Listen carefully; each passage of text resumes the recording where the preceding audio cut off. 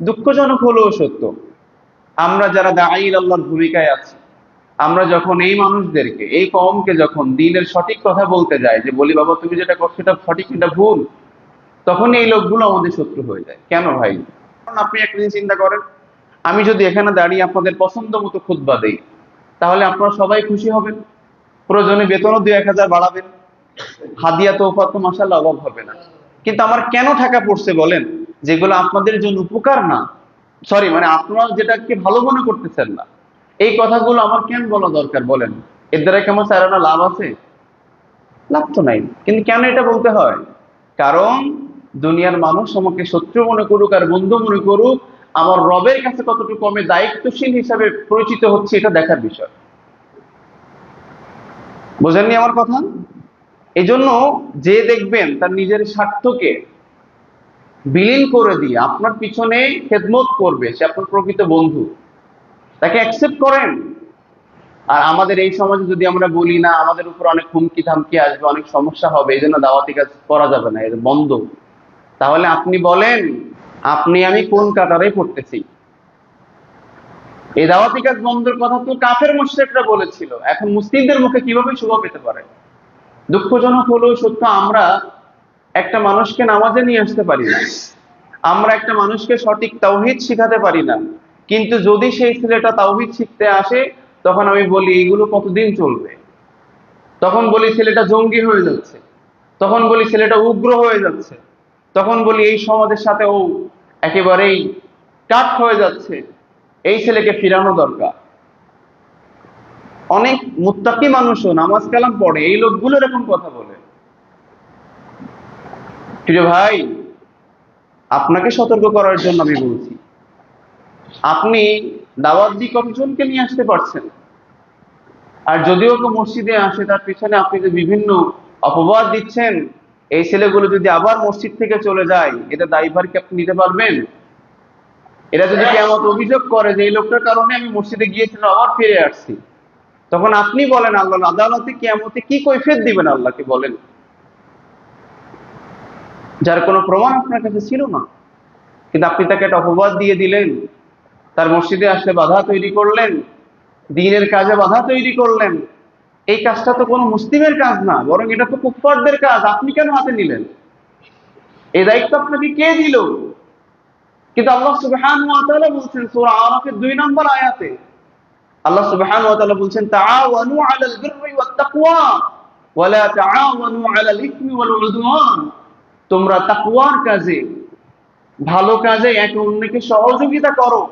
আর বরং আমরা যখন তাকওয়ার দিকে কোনো যুবক ফিরে আসে, কোনো নারী ফিরে আসে, কোনো বৃদ্ধ ফিরে আসে, তখন আমরা তাদেরকে নিয়ে বিভিন্ন সন্দেহ করি, তাদেরকে নিয়ে বিভিন্ন অপবাদ দেই, তাদেরকে এই কাজ থেকে ফিরানোর চেষ্টা করি। আরে ভাই, আপনি কোন দিকে যাচ্ছেন? কোন ভূমিকা আপনি পালন করছেন? আপনি সতর্কতা অবলম্বন করবেন, ঠিক আছে, কিন্তু সেই সতর্কতা একটা মানুষকে দিন থেকে সরাই দিচ্ছে কিনা চিন্তা করেন। ওয়ামান আযলাম মিম্মান মানআ মাসাজিদ আল্লাহ, আল্লাহ বলছেন তার চেয়ে বড় জালেম আর কে, যে আল্লাহর বান্দাদেরকে আল্লাহর মসজিদে আসতে বাধা দেয়। কে বলছে কথা? আপনাদের খতিব সাহেব না, আল্লাহ নিজে বলছেন কোরআনে, সূরা বাকারা 114 নম্বর আয়াত খুঁজেন। আল্লাহ এরপরে বলছেন আইয়ুযকারা ফীহা ইসমু, আল্লাহ স্মরণ করতে বাধা দেয়। আল্লাহ স্মরণ মানে কি শুধু কি নামাজ পড়া? আল্লাহ স্মরণ মানে যতগুলো কাজ আছে দ্বীনের কাজ, এগুলো করতে যারা মসজিদে বাধা দেয়, আল্লাহ বলছেন এর চেয়ে বড় জালেম আর কে? এরপর আল্লাহ বলছেন ফি খরাবিহা, এবং তারা সেখান থেকে কি করে? বাধা প্রদান করে এবং তাদেরকে বিরান করার চেষ্টা করে, তাদেরকে তাড়িয়ে দেয়, তাদেরকে বের করে দেওয়ার চেষ্টা করে, তাদেরকে সাফ করার চেষ্টা করে। এরপর আল্লাহ বললেন উলাইকা মা কানা লাহুম আইয়াদখুলুহা ইল্লা খাইফিন, এরূপ লোকরা তো ভীতু। এরা কি ভীতু? কেন? ওই যে কথা বললাম, দ্বীনের কাজ কেন করতে দেয় না? যে এখানে যদি কেউ বলে জঙ্গি ট্রেন্ডিং হচ্ছে, যদি কেউ বলে এখানে কোনো উদ্দেশ্য প্রণোদিত ভাবে কাজ করা হচ্ছে, এই কথা বলে, এই ভয়ের কারণে মানুষগুলো কি করে? মসজিদে আসতে বাধা দান করে। আমি স্পষ্ট করে বলছি, বুঝছেন?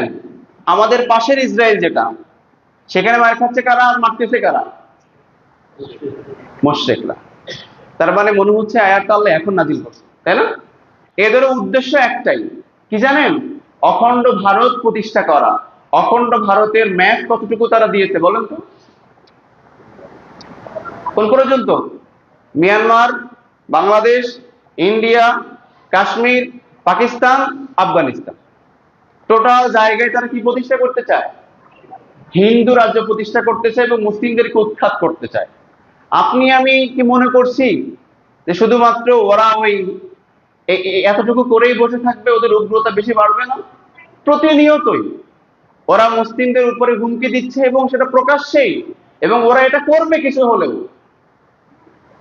আর এই সময় আমরা মুসলিমরা এই কথাগুলো যখন উম্মাকে সতর্ক করার জন্য বলি, তখন এক শ্রেণীর মানুষ বলে আমি নাকি উগ্রবাদী আলোচনা করি। মনে রাখবেন, আল্লাহর জমিন আল্লাহর দিন প্রতিষ্ঠা হবেই, মাসবি হবেই, এটা আল্লাহর ওয়াদা। কিন্তু হয়, কিন্তু এখানে আল্লাহ পরীক্ষা করবেন কে মুসলিমদের সহযোগিতা করেছে আর কে মুসলিমদের সঙ্গে গাদ্দারি করে মুনাফিক হয়েছে, কে মুশরিক হয়েছে আর কে তাওহীদপন্থী হয়েছে, এটা আল্লাহ পার্থক্য করে দিবেন। এই পরীক্ষার জন্য আল্লাহ সুবহানাহু ওয়া তাআলা এটা করেছেন। কাজে আজকে আপনি আমি যদি কিনা এই সমাজকে পরিবর্তনের জন্য ভূমিকা না রাখি, এই সমাজের যতগুলো সমস্যার সম্মুখীন হবে, এটার জন্য আপনি আমি দায়ী থাকবো।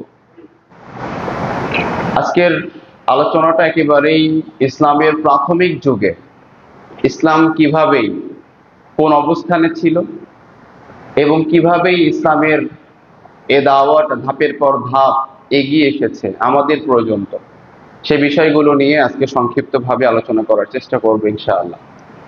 প্রিয় হাজিরিন,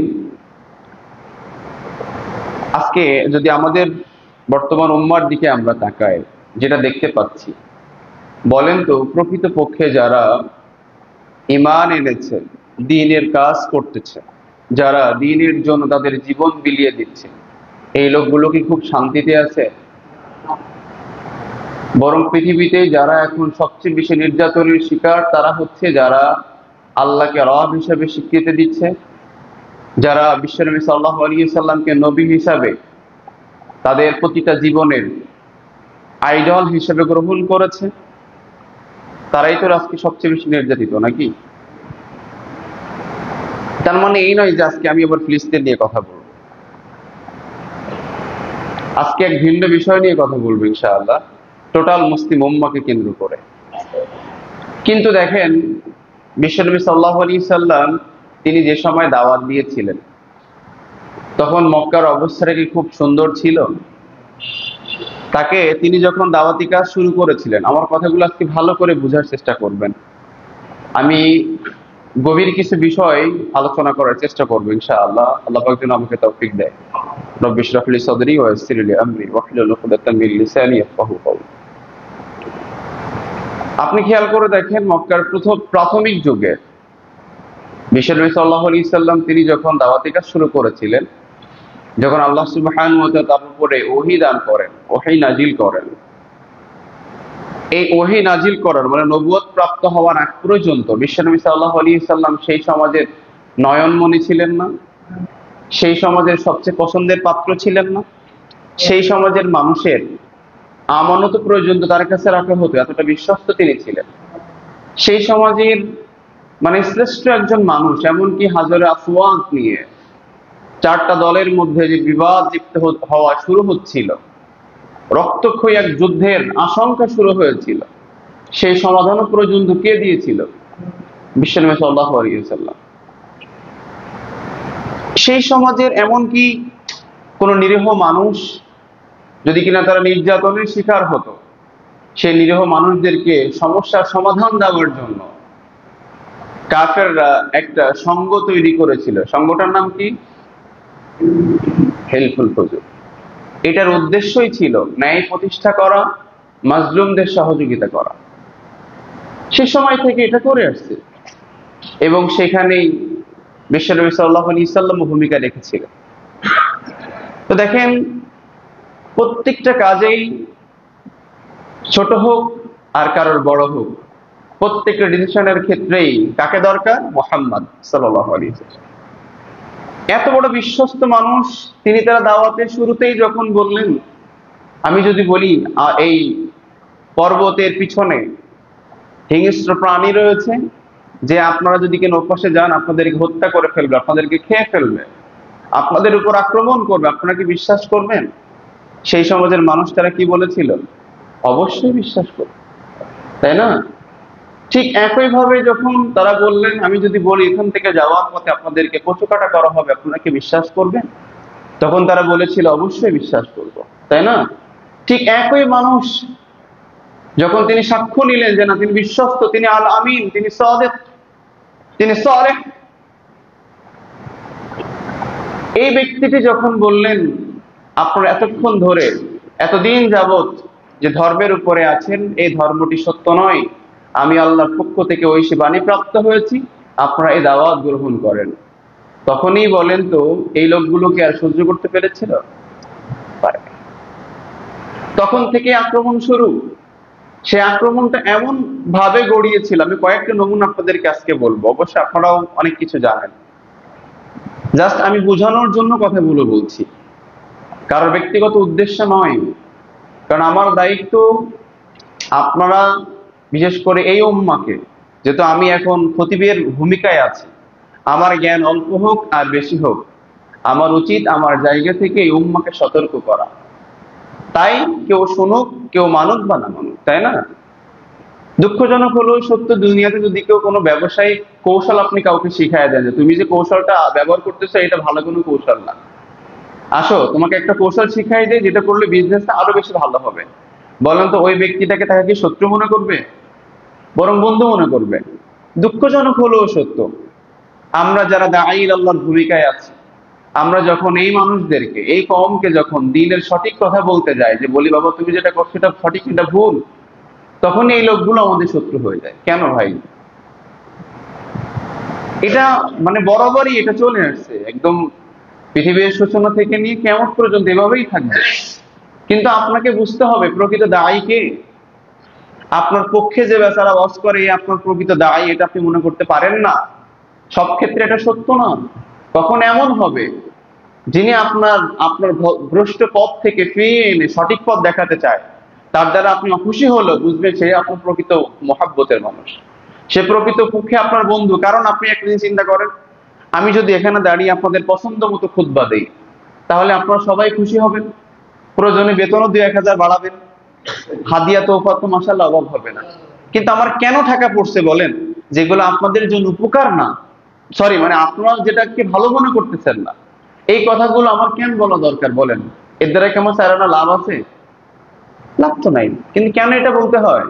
কারণ দুনিয়ার মানুষ আমাকে শত্রু মনে করুক আর বন্ধু মনে করুক, আমার রবের কাছে কতটুকু আমি দায়িত্বশীল হিসাবে পরিচিত হচ্ছে এটা দেখার বিষয়। বোঝেননি আমার কথা? এই জন্য যে দেখবেন তার নিজের স্বার্থকে বিলীন করে দিয়ে আপনার পিছনে খেদমত করবে, সে আপনার প্রকৃত বন্ধু, তাকে অ্যাকসেপ্ট করেন। আর যদি আপনি অ্যাকসেপ্ট না করেন, তাহলে আপনার আমার চরিত্রটা কাদের সাথে মিলে যাবে সেটা আমি আপনাদেরকে বলছি, একটু খেয়াল করেন। বিশ্বনবী সাল্লাল্লাহু আলাইহি ওয়াসাল্লাম যখন দাওয়াতি কাজ শুরু করলেন, এই দাওয়াতি কাজ শুরু করার পরেই সর্বপ্রথম তিনি যখন ওই আয়াতটা নাজিল হলো, যুবআনদির আশিরাতাকাল আকরাবিন, তুমি তোমার নিকট আত্মীয়, তুমি তোমার প্রিয়জন যারা রয়েছে এদের কাছে এই কোরআনের এই বাণীটা পৌঁছে দাও। তখনই বিশ্বনবী সাল্লাল্লাহু আলাইহি ওয়াসাল্লাম বলেন আর গোপনে দাওয়াত চলবে না। 3 বছর গোপন দাওয়াত ছিল।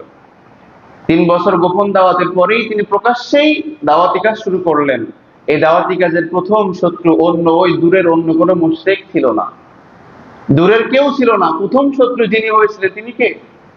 বিশ্বনবী সাল্লাল্লাহু আলাইহি সাল্লামের চাচা।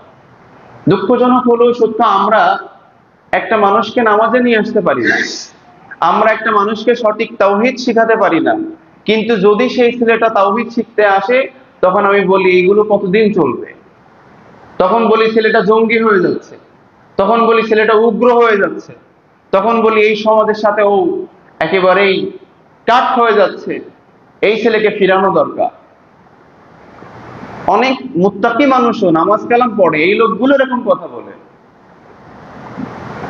প্রিয় ভাই, আপনাকে সতর্ক করার জন্য আমি বলছি, আপনি দাওয়াত দিয়ে কতজনকে নিয়ে আসতে পারছেন? আর যদিও কেউ মসজিদে আসে, তার পিছনে আপনি যে বিভিন্ন অপবাদ দিচ্ছেন, এই ছেলেগুলো যদি আবার মসজিদ থেকে চলে যায়, এটা দায়ভার কি আপনি নিতে পারবেন? এরা যদি কিয়ামত অভিযোগ করে যে এই লোকটার কারণে আমি মসজিদে গিয়েছিলাম আবার ফিরে আসছি, তখন আপনি বলেন আল্লাহ আদালতে কিয়ামতে কি কৈফিয়ত দিবেন আল্লাহকে বলেন? যার কোনো প্রমাণ আপনার কাছে ছিল না, কিন্তু আপনি তাকে একটা অপবাদ দিয়ে দিলেন, তার মসজিদে আসলে বাধা তৈরি করলেন, দ্বীনের কাজে বাধা তৈরি করলেন। এই কাজটা তো কোনো মুসলিমের কাজ না, বরং এটা তো কুফফারদের কাজ। আপনি কেন হাতে নিলেন? এই দায়িত্ব আপনাকে কে দিল? কিন্তু আল্লাহ সুবহানাহু ওয়া তাআলা বলছেন সূরা আরাফের 2 নম্বর আয়াতে, আল্লাহ সুবহানাহু ওয়া তাআলা বলছেন তাআওয়ানু আলাল বিররি ওয়াত তাকওয়া ওয়া লা তাআওয়ানু আলাল ইসমি ওয়াল উদওয়ান। তোমরা তাকওয়ার কাজে, ভালো কাজে একে অন্যকে সহযোগিতা করো। আর বরং আমরা যখন তাকওয়ার দিকে কোনো যুবক ফিরে আসে, কোনো নারী ফিরে আসে, কোনো বৃদ্ধ ফিরে আসে, তখন আমরা তাদেরকে নিয়ে বিভিন্ন সন্দেহ করি, তাদেরকে নিয়ে বিভিন্ন অপবাদ দেই, তাদেরকে এই কাজ থেকে ফিরানোর চেষ্টা করি। আরে ভাই, আপনি কোন দিকে যাচ্ছেন? কোন ভূমিকা আপনি পালন করছেন? আপনি সতর্কতা অবলম্বন করবেন, ঠিক আছে, কিন্তু সেই সতর্কতা একটা মানুষকে দিন থেকে সরাই দিচ্ছে কিনা চিন্তা করেন। আমি কিভাবে করবেন সেটাও আপনাদের কাছে আমি উন্মুক্ত ভাবে বলছি, খেয়াল করেন।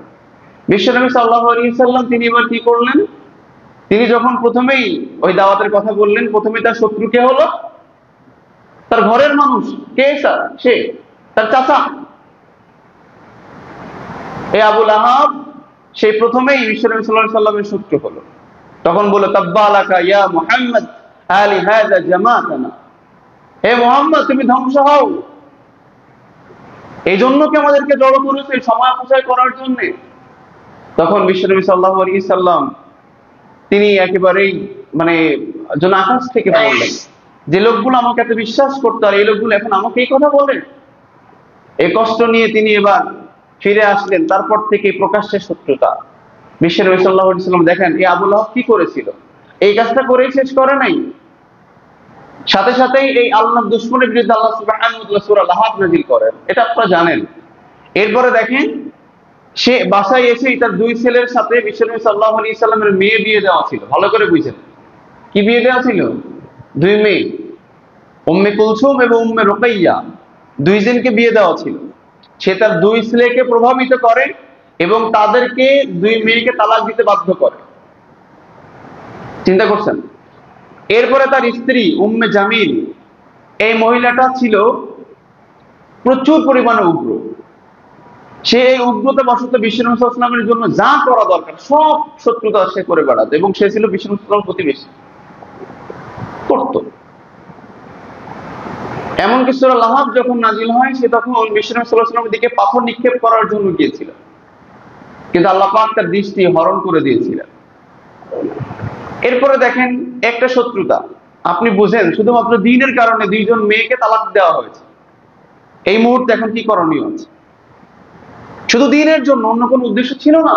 বিশ্বনবী সাল্লাল্লাহু আলাইহি ওয়াসাল্লাম যদি চাইতেন, মক্কার মুশরিকরা প্রস্তাবও দিয়েছিল, আসো তুমি তোমার ধর্ম মানো, আমাদের মূর্তির বিরুদ্ধে কোনো কথাবার্তা কইও না, আমরাও প্রয়োজনে তোমাদের সাথে মক্কায় একটু আল্লাহর গোলামি করব, আবার তুমি আমাদের সাথে এসে মন্দিরে মাঝে মধ্যে এসে একটু ঘুরে ফিরে যাও, তাহলে তো সমাধান হয়ে যায়।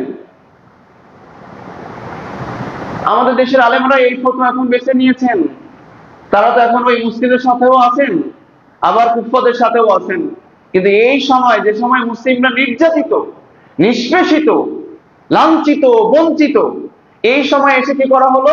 বিশ্বনবী সাল্লাল্লাহু আলাইহি ওয়াসাল্লাম তিনি সঙ্গে সঙ্গে প্রতিবাদমূলক ভাষায় বললেন, কুল ইয়া আইয়ুহাল কাফিরুন, হে কাফেররা শুনে নাও, লা আ'বুদু মা তা'বুদুন, তোমরা যার ইবাদত করো আমি তার ইবাদত করি না। কয়েকটা আয়াত আল্লাহ নাযিল করেন। 6 নম্বর আয়াতে আল্লাহ বলে, লাকুম দীনুকুম ওয়ালিয়া দীন, তোমাদের ধর্ম তোমাদের, আমাদের ধর্ম আমাদের। কোনো এখানে একসাথে মিক্স করার কোনো সুযোগ নেই। এই সময় এই কথা বলা আপনি বুঝেন? আমরা হলে বলতাম এই সময়কে এটা বলো হিকমার খেলাফ। আমরা হলে কি বলতাম?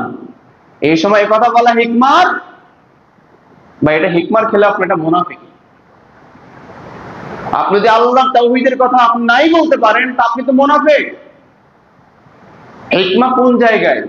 হিকমা দাওয়াতের ক্ষেত্রে, স্পষ্ট তাওহীদের ক্ষেত্রে হিকমা না। আমরা সব জায়গায় গোলায় ফেলি। এরপরে আপনি দেখেন একটা সিচুয়েশন, এরপরে যারা সাহাবীরা ইসলাম গ্রহণ করেছে তাদেরকে প্রচুর পরিমাণে মারপিট করা হচ্ছে। আমরা জানি হযরতে খাব্বাব রাদিয়াল্লাহু তাআলা আনহুকে কয়লার আগুনের উপরে শুয়ে দেওয়া হয়েছে।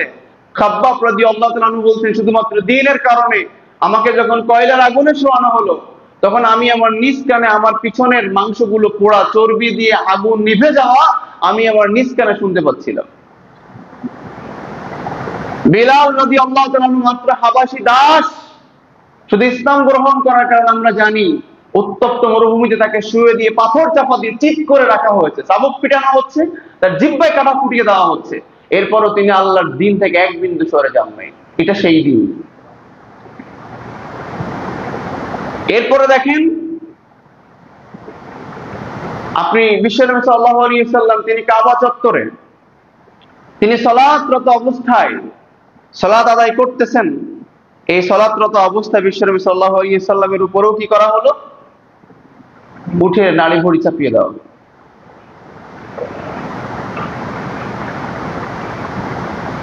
এটা সেই দিন।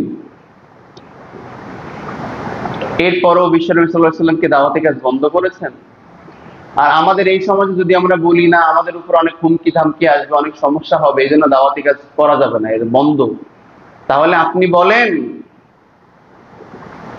আপনি আমি কোন কাতারে পড়তেছি?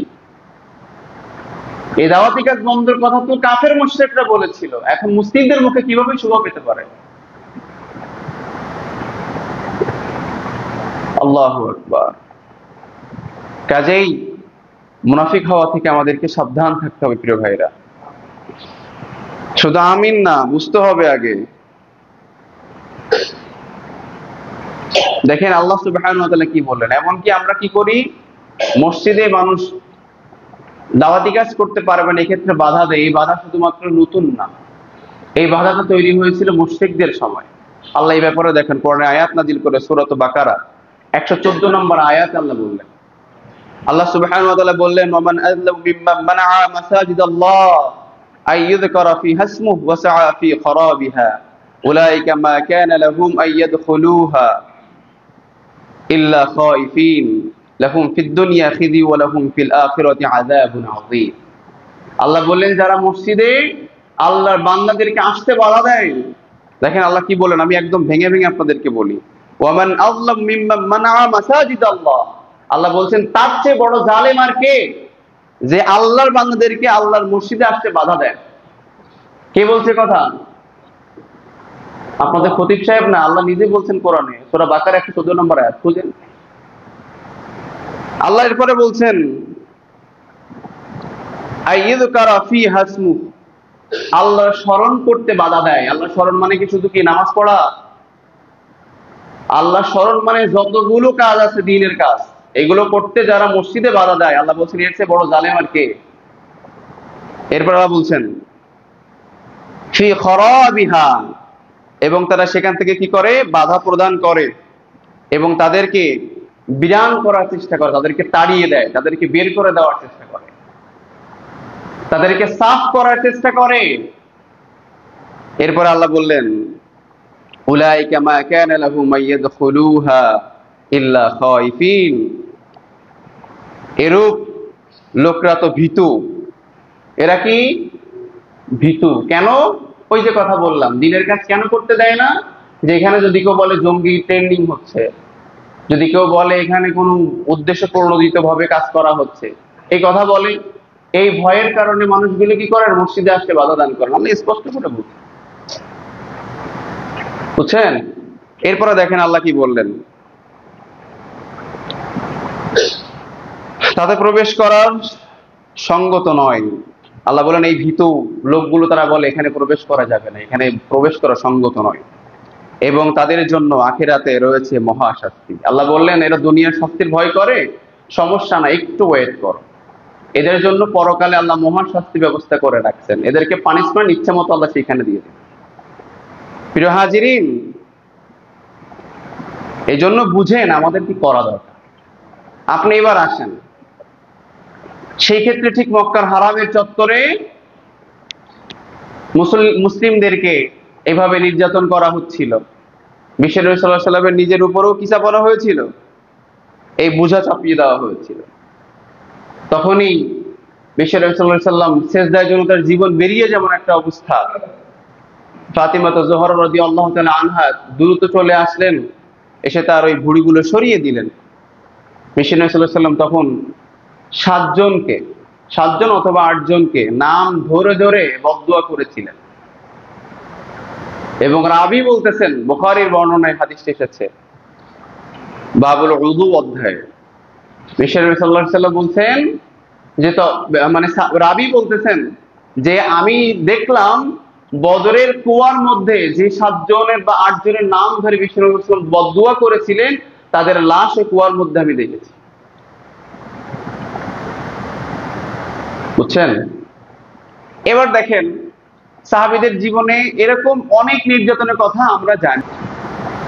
ইয়াসিরের পরিবারের কথা রাদিয়াল্লাহু তাআলা আনহু, তিনি শুধুমাত্র নির্যাতনের শিকার হয়েছিলেন কোন কারণে?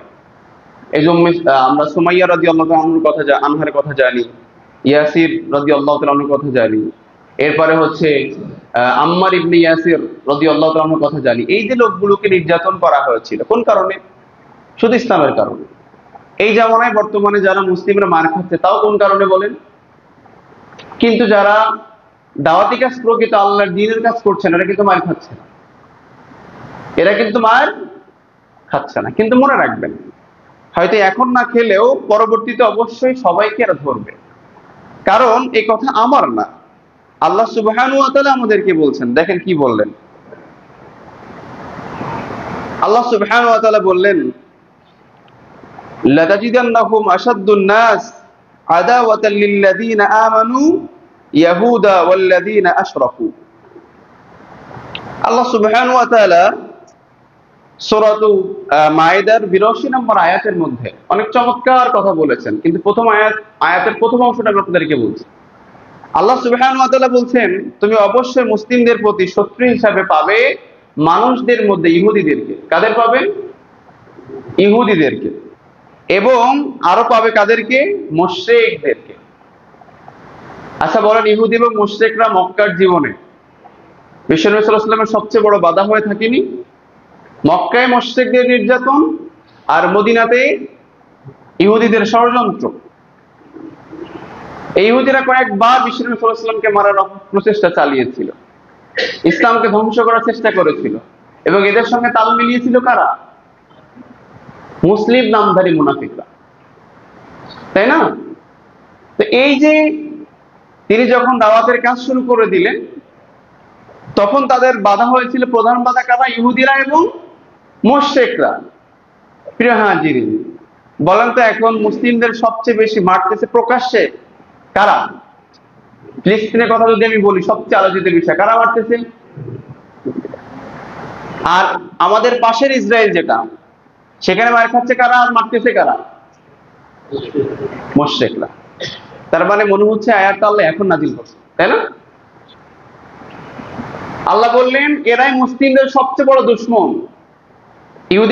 ইহুদিরা যেমন, আমি গত সপ্তাহে বলেছিলাম, ইহুদিরা মানে গত আলোচনায়, যে ইহুদিরা যেমন তারা মনে করে তারা প্রভুর আল্লাহর সন্তান, তাদের কিতাব থেকে আমি রেফারেন্স দিয়েছিলাম আপনাদের, যে তারা মনে করে আমরা শুধুমাত্র প্রভুর সন্তান, বাদবাকি সবাই কি গরু ছাগল, এরা সবাই পশু, এরা সবাই নিকৃষ্ট, এই জন্য এদের হত্যা করতে কোনো দোষ নেই।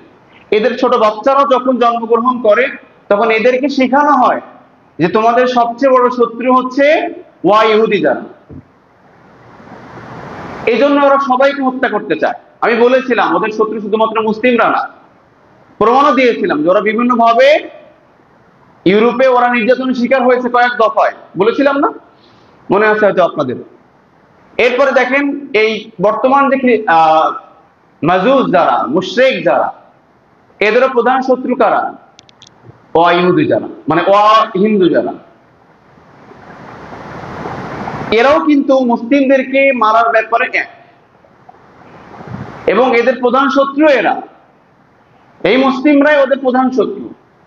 এই জন্য ওরা কিন্তু প্রকাশ্যে দেখেন না এখন অস্ত্র মিছিল করে, ওরা বিভিন্ন ভাবে হুমকি দেয়, এমনকি মুসলিমদের বাড়িঘর জ্বালিয়ে পুড়িয়ে দেওয়া, মুসলিমদের মেয়েদেরকে ধর্ষণ করা, মুসলিমদের যেখানে পাবে সেখানেই হত্যা করা, বিনা বিচারে তাদের বাড়িঘর পুড়িয়ে দেওয়া, এই যে কাহিনীগুলো প্রতিনিয়ত আমরা দেখতে পাচ্ছি, এই যে উগ্রতা, এটা আপনি কি মনে করেন শুধু ইন্ডিয়ার মধ্যে সীমাবদ্ধ?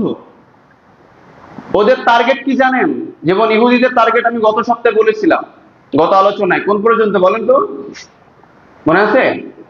ওদের ফ্ল্যাগের মধ্যেই এটার পরিচয় আছে, আমি বলেছিলাম যে ওদের 6 কোণা বিশিষ্ট যে স্টার, স্টার উপরে এবং নিচে 2টা রেখা আছে, এই রেখা দ্বারা ওদের উদ্দেশ্য বোঝানো হয়েছে। একটা হলো যে নীলনদ থেকে ফোরাত পর্যন্ত পুরা জায়গাটাই তারা কি করবে, ইহুদি রাষ্ট্র বানাবে। এই জন্য এটার জন্য যা খুশি করা দরকার তা করবে, এবং ওদেরকে সহযোগিতা করার জন্য এই কুফফাররা সর্বদা প্রস্তুত। ঠিক একইভাবে এই মুশরিক যারা, এদেরও উদ্দেশ্য একটাই, কি জানেন? অখণ্ড ভারত প্রতিষ্ঠা করা। অখণ্ড ভারতের ম্যাপ কতটুকু তারা দিয়েছে বলেন তো? কোন পর্যন্ত? Myanmar, Bangladesh, India, Kashmir, Pakistan, Afghanistan, total জায়গায় তারা কি প্রতিষ্ঠা করতে চায়? হিন্দু রাজ্য প্রতিষ্ঠা করতে চায় এবং মুসলিমদেরকে উৎখাত করতে চায়। আপনি আমি কি মনে করছি যে শুধুমাত্র ওরা ওই এতটুকু করেই বসে থাকবে, ওদের উগ্রতা বেশি বাড়বে না? প্রতিনিয়তই ওরা মুসলিমদের উপরে হুমকি দিচ্ছে, এবং সেটা প্রকাশ্যেই, এবং ওরা এটা করবে কিছু হলেও। আর এই সময় আমরা মুসলিমরা এই কথাগুলোই যখন উম্মাকে সতর্ক করার জন্য বলি, তখন এক শ্রেণীর মানুষ বলে আমি নাকি উগ্রবাদী আলোচনা করি। আরে ভাই, আমি কি কোরআন এবং হাদিসের বাইরে কোনো কথা বলি? আমার এটা না বললেও তো চাকরি যাবে না। কিন্তু কেন আমি কথাগুলো বলি? এই উম্মাকে সতর্ক করার দায়িত্ব আমার। আমি যদি না করি, কিয়ামতের দিন আল্লাহ পাক আমাকে মুনাফিকের কাজ করে দাঁড় করাবে। তো কাজে আপনার চেয়ে তো আল্লাহর ভয় আমার মধ্যে কম নাই। আপনি আবার কি করতে পারবেন? সর্বোচ্চ মৃত্যুবরণ করাইতে পারবেন, আর তো কিছু পারবেন না। কিন্তু আল্লাহ সুবহানাহু ওয়া তাআলা তোমাকে চিরজীবন জাহান্নামে রাখবে, এই কৈফিয়ত কে দিবে আমার? আমি তো এই ভয়ে আছি। কাজে যে যাই বলেন না কেন, আপনি এটা কিভাবে নিবেন সেটা আপনার ব্যক্তিগত ব্যাপার, কিন্তু বোঝার চেষ্টা করেন। এই ব্রাহ্মণ্যবাদ যারা রয়েছে, এদের উদ্দেশ্য কিন্তু একটাই। ওরাও মনে করে যে ব্রাহ্মণদের, আপনারা ওই বেদ যদি কেউ সম্পর্কে একটু জ্ঞান রেখে থাকেন, বেদের ভিতরে সম্ভাব্য ওদের 4টা গোত্রের কথা বলা হয়েছে: ব্রাহ্মণ, ক্ষত্র, শূদ্র, আর একটা হলো কি যেন ভুলে গেছি, হ্যাঁ, বৈশ্য। এই 4টা কথা বলা হয়েছে। তো ওরা বলেন ব্রাহ্মণরা আসছে প্রভুর বা ভগবানের মাথা থেকে, আর ক্ষত্রিয় যারা, ওরা আসছে বাহু থেকে, মানে ওরা হলো ব্যবসা করবে। আর বাদ বাকি শূদ্র আর ওই ক্ষত্রিয়, ওই কি বলে, বৈশ্য যারা রয়েছে, ওরা হলো একদম নিম্ন প্রজাতির। এই নিম্ন প্রজাতির উপরে ওরা আক্রমণ আগেও চালাইছিল। এটার কারণে কিন্তু বৌদ্ধদের আবির্ভাব হয়, এটা আপনারা জানেন কিনা? অবশ্য অনেকে জানেন, জানার কথা। বৌদ্ধ ধর্মে বিশাল একটা সাড়া পড়েছিল এদের এই কারণে। তারপরে তারা কিছুটা চুপ হয়ে যায়, কিন্তু তাদের আদর্শ চুপ হয়নি। তো ঠিক তারাও মনে করে বৌদ্ধ মানে যারা হচ্ছে ব্রাহ্মণ, এরা ছাড়া বাদ বাকি সবাই হচ্ছে পশু বা তার চেয়ে নিকৃষ্ট, কাজে ওদের হত্যা করতে কোনো সমস্যা নেই। এই জন্য নির্দ্বিধায় ওরা হত্যা করে। ওদের কাছে গরু হত্যা করা মহাপাপ, কিন্তু মানুষ হত্যা করা মহাপাপ, বুঝেন? এই জন্য ওরা যা খুশি তা করবে। সুবহানাল্লাহ বিহামদিহি। তো বাস্তবতা দেখেন, সেই সমাজ আর এই সমাজের একদম একই। আর আল্লাহ সুবহানাহু ওয়া তাআলার এবার দেখেন কি কারিশমা। বিশ্বনবী সাল্লাল্লাহু আলাইহি সাল্লাম তিনি কি করলেন? এত নির্যাতনের শিকার হলেন, এবং সেই সময় দেখেন বিশ্বনবী সাল্লাল্লাহু আলাইহি সাল্লামকে প্রোটেক্ট কে দিয়েছিল? তিনি যখন দাওয়াতি কাজ করতেছেন, সেই সময় দাওয়াতি কাজে প্রোটেক্ট দেওয়ার জন্য আল্লাহ সুবহানাহু ওয়া তাআলা একজন মুশরিককে দাঁড় করিয়ে দেন। তার নাম কি? আবু তালিব, যিনি ইসলাম গ্রহণ করেননি, কিন্তু বিশ্বনবী সাল্লাল্লাহু আলাইহি সাল্লামকে বলেছিলেন যে তুমি তোমার দাওয়াতি কাজ চালিয়ে যাও, যত সমস্যা হয় আমি দেখব। এই জন্য আবু তালিবের কারণে বিশ্বনবী সাল্লাল্লাহু আলাইহি সাল্লামকে কেউ আক্রমণ করতে পারেননি। চেষ্টা করছে অনেকবার, কিন্তু ওইভাবে বড় কোনো আক্রমণ করতে পারেনি। কিন্তু আমাদের সমাজে আমরা মুসলিম হয়েও ইসলামের সাপোর্ট দিতে পারি না, তাহলে বোঝা গেল সেই আবু লাহাবের চেয়ে অন্তত ইমান আমাদের অনেক কম। এরপরে আপনি দেখেন, আবু লাহাবকে বিশাল চাপ প্রয়োগ করা হলো। রাহিকুল মাকতুমে আজকেও দেখতেছিলাম এটা, যে ওখানে বিশ্বনবী সাল্লাল্লাহু আলাইহি সাল্লাম তিনি যখন দাওয়াতি কাজ করছেন তখন মক্কার মুশরিকরা সবাই চলে আসছে, এসে জোর করে আবু লাহাব আবু তালিবের উপরে বড় চাপ প্রয়োগ করতেছে এবং বলতেছে তোমার এই ভাতিজাকে ঠেকাও। অনেক কথাবার্তা বলছেন, সবগুলো বলতে গেলে সময় বেশি লাগবে, এই জন্য সংক্ষেপে বলছি। অনেক চাপ প্রয়োগ করার পরেই তিনি মুহাম্মদ সাল্লাল্লাহু আলাইহি সাল্লামকে ডাকলেন, ডাক দিয়ে বললেন, এ মুহাম্মদ সাল্লাল্লাহু আলাইহি সাল্লাম, বললেন ভাতিজা তুমি এক কাজ করো, তুমি অন্ততপক্ষে তোমার দাওয়াতি কাজটা একটু শিথিল ভাবে করো। তখন তিনি অনেকক্ষণ চুপ হয়ে গেলেন এবং চিন্তা করলেন, আহারে মনে হয় আমার মাথার উপরে যে বড় বৃক্ষটা ছিল এটা বোধহয় আর থাকবে না, তিনি হয়তো আমার দায়িত্ব আর নিবেন না। তারপরেও তিনি আল্লাহর উপর ভরসা করে তখন বলেছিলেন, চাচা আমি যে আল্লাহর দাওয়াতি কাজ নিয়ে এসেছি এটা আমার মৃত্যুর আগ পর্যন্ত আমি এটা বলেই যাব, এটা আমি করতে থাকবো। এই অবস্থায় তিনি যখন বললেন তখন তার চেহারাটা খুব মলিন হয়ে গেল। চাচা আবু তালিব তখন বুঝতে পারলেন যে ভাতিজার অবস্থা খুব একটা ভালো না। তখন তিনি আবার বললেন, আড়ালে নিয়ে বললেন, ভাতিজা তুমি তোমার কাজ চালিয়ে যাও, আমি তোমাকে আবার প্রোটেক্ট দিলাম। এরপরে দেখেন বিশ্বনবী সাল্লাল্লাহু আলাইহি ওয়াসাল্লামকে প্রোটেক্ট দিলেন, সাহাবীদের তো অনেকের প্রোটেক্ট দিতে পারেননি। তারা যখন দিন শুধুমাত্র গ্রহণ করেছেন, এটার জন্য কত বাধা, আর এই বাধার পরে তিনি 616 খ্রিস্টাব্দে আবিসিনিয়ায় হিজরত করেন। এবং আবিসিনিয়ায় যে হিজরত করেছিলেন মুসলিমরা, সেখানে প্রায় আপনার সংখ্যাটা ছিল বেশ 2 দফায় তারা হিজরত করেন। প্রথমে ছিল 11 জন পুরুষ এবং 5 জন নারী। এরপরে ছিল সপ্তম বছর, নবুয়তের সপ্তম বছরে সেটা হয় আপনার 86 জন পুরুষ, 86 জন পুরুষ এবং 17 জন নারী। প্রথমে তারা এই যে হিজরতটা করলেন সব কিছু ছেড়ে দিয়ে, শুধু কোন কারণে? দ্বীনের জন্য। তারা যখন সফর করেন আবিসিনিয়ায়, এই হিজরত করার পর আবিসিনিয়ায় যিনি মুসলিমদেরকে প্রোটেক্ট দিয়েছিলেন তিনি কে ছিলেন জানেন? এই নাজ্জাশী তখন কি মুসলিম ছিলেন? চিন্তা করেন, একজন খ্রিস্টান হয়েও সে মুসলিমদেরকে সাপোর্ট দেয়, আর আমরা মুসলিম হয়ে দাওয়াতি কাজে মুসলিমদেরকে সাপোর্ট দিতে পারি না। তাহলে বুঝেন আমাদের ঈমানের অবস্থাটা কি। এরপরে তিনি যখন সাহাবীরা যখন আবিসিনিয়ায় হিজরত করলেন, এরপরে মুশরিকরা কি করলেন? একজন দূতকে পাঠালেন। এই দূতকে পাঠানোর পরে এবার বললেন, তোমাদের এখানে, তিনি প্রথম যে কি করলেন, ওই যারা আপনার বিভিন্ন বড় বড় অফিসার বর্তমান ভাষায় যারা ছিল তাদের কাছে গিয়ে বললেন, তুমি কাজ করো, তোমাদের এখানে কিছু উগ্রপন্থী আমাদের দেশ থেকে বিতাড়িত এরকম দুশ্চরিত্রা ইত্যাদি ইত্যাদি এরকম এরা ঢুকছে, তোমরা এক কাজ করে এদেরকে আমার হাতে দিয়ে দাও। তো তখন এটার জন্য নাজ্জাশীর যে সেনা সদস্য যারা ছিল, দায়িত্বশীল যারা ছিল, প্রথমেই নাজ্জাশীর কাছে যায় নাই। তখন তারা কি করছে দেখেন, সে ভালো করে খেয়াল করবেন, এই সমীকরণ দেখবেন বর্তমানের সাথে মিলে যাবে, একদম হুবহু মিলে যাবে। নাজ্জাশীর কাছে প্রথমে যায় নাই, কি করছে? প্রথমে তারা ওই যে বড় বড় অফিসার যারা ছিল এদের কাছে গেছে, ওনার সচিব যারা ছিল তাদের কাছে গেছে, যেই বলছে তোমাদেরকে আমরা কিছু প্রয়োজনে বান্ডেল দিব, তুমি এটার বিনিময়ে মুসলিমদেরকে আমার কাছে উঠায় দাও। আমি যখন নাজ্জাশীর কাছে এগুলো প্রস্তাব করব তখন তোমরা বলবো হ্যাঁ হ্যাঁ হ্যাঁ ঠিক ঠিক ঠিক, ওরা এই মুসলিম এই যারা আছে এরা এরকম খারাপ, ওরা এরকম এরকম এরকম, হ্যাঁ এদেরকে দেওয়া দরকার। তাহলে যখন জনসম্মতি হবে তখন নাজ্জাশী দিয়ে দিবে।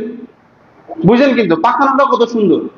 ঠিক এই সমাজ আছে এভাবেই চলে, তারা ঠিক এভাবে পাকায় এসে প্রেজেন্ট করে। প্রেজেন্ট যখন করে তখন এবার কি হলো, নাজ্জাশীর কাছে ঠিক একই কাজ করা হলো। নাজ্জাশী যখন এই কাহিনী দেখলো তখন তিনি বিচক্ষণ মানুষ ছিলেন, তিনি এবার মুসলিমদের এই অবস্থা দেখেই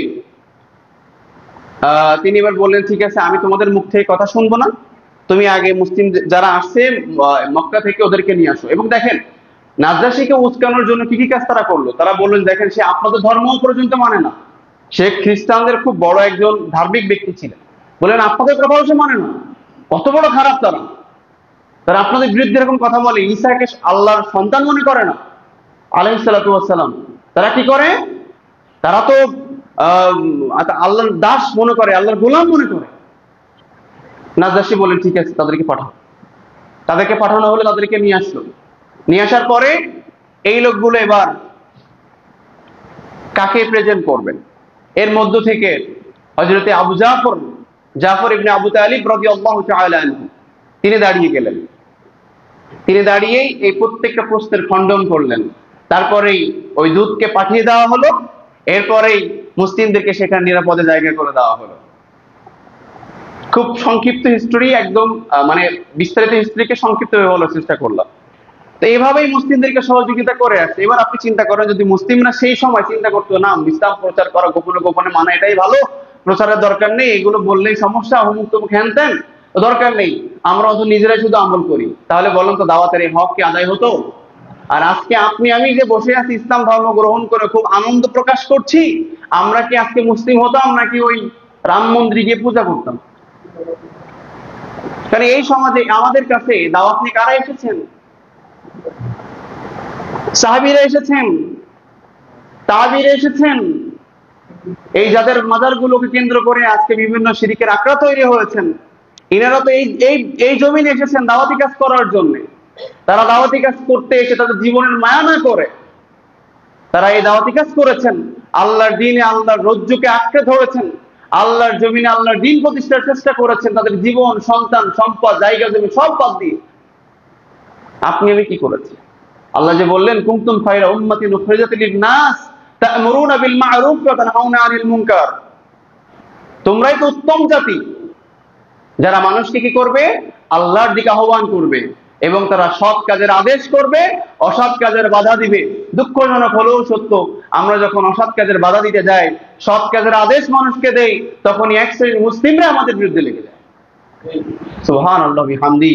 প্রিয় হাজিরিন, এই জন্য আমি আপনাদেরকে বোঝানোর জন্য বলছি, আগে বুঝেন প্রকৃত দিন শুধুমাত্র জোরে আমিন বলা না, প্রকৃত দিন শুধুমাত্র ওই রাফুল ইয়াদাইন করা না, এটা সুন্নাহ বিষয়। দিনের আরো অনেক বিষয় বাকি আছে। দিন একটা কমপ্লিট, দিন একটা শুধুমাত্র একটা অংশ না। সুবহানাল্লাহ বিহামদি। কাজে আপনি কার সহযোগিতা করবেন? মনে রাখবেন আল্লাহর জমিনে আল্লাহর দ্বীন প্রতিষ্ঠা হবেই, মাস্ট বি, হবেই, এটা আল্লাহর ওয়াদা। কিন্তু হয়, কিন্তু এখানে আল্লাহ পরীক্ষা করবেন কে মুসলিমদের সহযোগিতা করেছে আর কে মুসলিমদের সঙ্গে গাদ্দারি করে মুনাফিক হয়েছে, কে মুশরিক হয়েছে আর কে তাওহীদপন্থী হয়েছে, এটা আল্লাহ পার্থক্য করে দিবেন। এই পরীক্ষার জন্য আল্লাহ সুবহানাহু ওয়া তাআলা এটা করেছেন। কাজে আজকে আপনি আমি যদি কিনা এই সমাজকে পরিবর্তনের জন্য ভূমিকা না রাখি, এই সমাজের যতগুলো সমস্যার সম্মুখীন হবে, এটার জন্য আপনি আমি দায়ী থাকবো। কারণ আল্লাহ সুবহানাহু ওয়া তাআলা ততক্ষণ পর্যন্ত এই সমাজকে, এই বিশ্বকে পরিবর্তন করবেন না যতক্ষণ পর্যন্ত আমরা নিজেদেরকে দাওয়াত দিয়ে পরিবর্তন না করব। আল্লাহ সুবহানাহু ওয়া তাআলা বলছেন সূরাতু রাদের মধ্যে 11 নম্বর আয়াত, আল্লাহ বললেন ইন্নাল্লাহা লা ইউগাইয়িরু মা বিকওমিন হাত্তা ইউগাইয়িরু মা বিআনফুসিহিম। আল্লাহ বলেন ততক্ষণ পর্যন্ত তোমাদেরকে আমি পরিবর্তন করব না যতক্ষণ তোমরা তোমাদের নিজেদেরকে শুধরে না নাও। কাজেই যদি আপনি আমি এই সমাজটাকে এই কলুষিত মুক্ত করার জন্য প্রত্যেকে দায়িত্ব গ্রহণ না করি, প্রত্যেকে দাওয়াতি কাজ না করি, প্রত্যেকেই যদি কিনা আল্লাহর রজ্জু প্রতিষ্ঠার চেষ্টা না করি, মনে রাখবেন আল্লাহ বলছেন তোমাদেরকে এমন এক কঠিন শাস্তি দিব যে থেকে তোমাদের কেউ ফিরাতে পারবে না। সেই শাস্তি দুনিয়াতেও হবে, পরকালেও হবে। কাজেই সিদ্ধান্ত আপনাদের, আপনারা কাদের ভূমিকায় থাকবেন, আপনি কাদের সহযোগিতা করবেন, সম্পূর্ণ সিদ্ধান্ত আপনার। আল্লাহ সুবহানাহু ওয়া তাআলা আমাদেরকে বুঝে আমল করার তৌফিক দান করুন। আল্লাহুম্মা আমিন, আল্লাহুম্মা আমিন। রব্বানা আতিনা ফিদ দুনিয়া হাসানাহ ওয়া ফিল আখিরাতি হাসানাহ ওয়া কিনা আযাবান নার।